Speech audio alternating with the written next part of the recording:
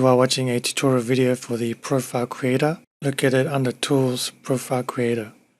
Profile Creator allows you to generate an About Me in Spintext, which then you can use as footers in your content. The generic About Me string appears first here.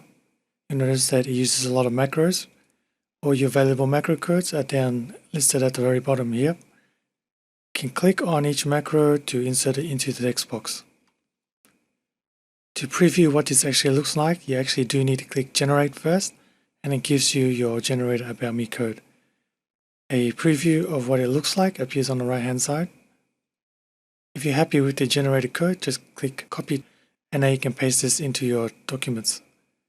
If you want to further customize the content that's been inserted, you have a list of all of the items here at the bottom under Data, so you can change the type of cars, first names and last names, hobbies, etc. that the Profile Creator will use.